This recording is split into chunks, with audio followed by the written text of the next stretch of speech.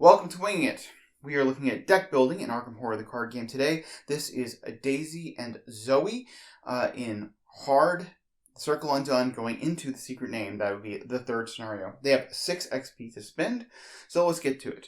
I have taken Hallowed Mirror in Zoey, and it's a problem because of the slot here that conflicts with Zoey's cross. But I didn't feel like I was going to need it in the first 2 scenarios. I'm really inclined not to play it because I don't want to end up overriding it with Zoey's Cross. 2 resources in action, and then I draw Zoey's Cross. It's just going to be a real feel-bad kind of moment. It kind of has been a dead card, but I knew that going in and didn't really plan on playing it for the first 2 scenarios.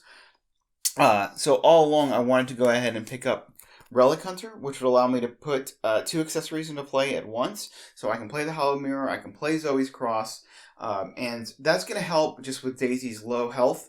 And potentially if, there's a lot of damage that can come in, especially the next scenario after this one, Wages of Sin, always seems to really hit me hard. And then in the final scenario, which is, I'm kind of teching everything kind of with that in mind, there are going to be some unavoidable hits from Azeroth, who does 3 damage, 3 horror. So being able to heal that would be good.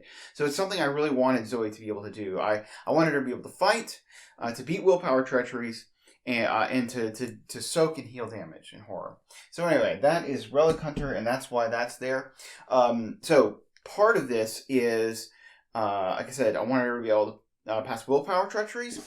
So I had originally said, I think in the early video, that I was going to go to beat cop level 2, and often I really like going to beat cop level 2 right before the secret name, because there's all these odd health, big health enemies, and you just need to chew through them as quickly as possible, and beat cop level 2 helps with that.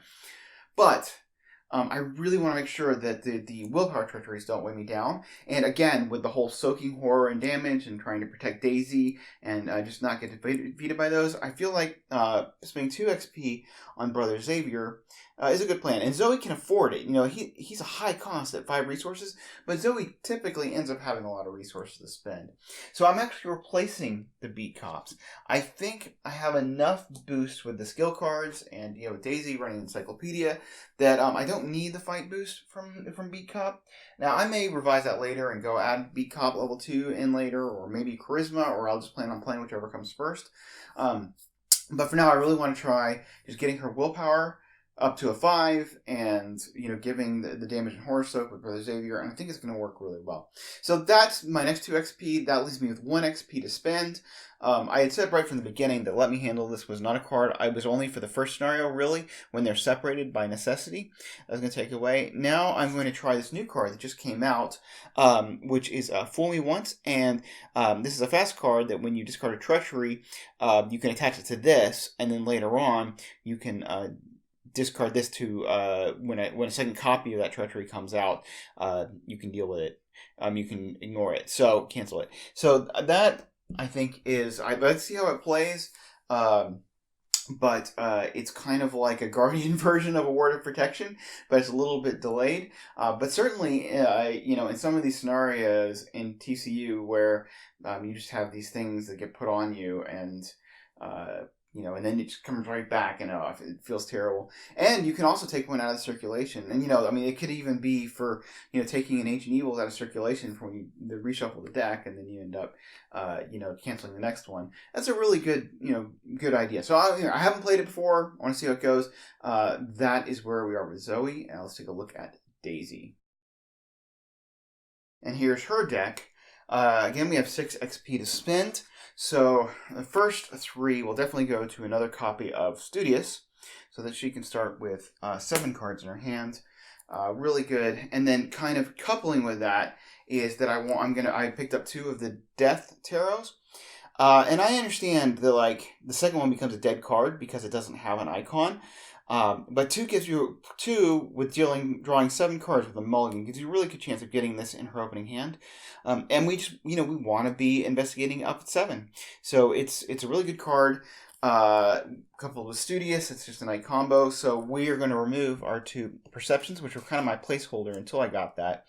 Now, we are, of course, losing the card draw from perception, but as we saw, I went through her whole deck fairly quickly in the last scenario. I don't think card draw is too much of an issue when she's got Rook and Old Book of Lore, and I just don't think we're giving up too much there, and definitely having the tarot that could potentially just be in her hand right out of the gate. I mean, I would guess I will probably hit it at least half of the scenarios going forward, and that's just it's a good tempo to get that boost, a permanent boost right into play. So, okay, and then for my last XP, because that was 3 for Studious, 2 for the tarot, we have 1 XP left.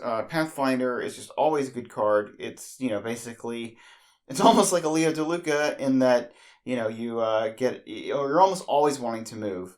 Especially in two-handed, you're not really camping out on locations. So, that extra action to move is just really fantastic. So I'm going to go ahead and actually replace School of Prophecies. And, I've paid attention to all the arguments, and people are making that it's better than Old Book of Lore. And I don't know, the fact that Old Book of Lore can hit Astounding Revelation just makes it feel better to me. And I understand that, when you've discarded your entire hand, it feels good to have that School of Prophecies to fill it back up, and but I keep just playing it and not using it. And I mean, it's not to say that I haven't gotten some use out of it. I have here and there, and it's been fine. But I don't know that I wouldn't have just been fine having another Old Book of Lore as well. The other thing is so I'm now down to just the three tomes. I got Pathfinder in there, but these 3 tomes here. Which might not seem like a lot, but honestly, once you get Encyclopedia in play, that's pretty much what you're using. And Daisy is definitely going to be picking up another tome in this next scenario from a story asset. So, I think between that and Old Book of Lore and Encyclopedia, then I think we're pretty good on tomes, and we can actually function pretty well if we don't have to put our tote bag into play. But if we do want to put our tote bag into play, it's an option because we have enough tomes. I feel like having 4 tomes in the deck is going to be the sweet spot. So anyway, that's where we're at with Daisy. Let's go play The Secret Name.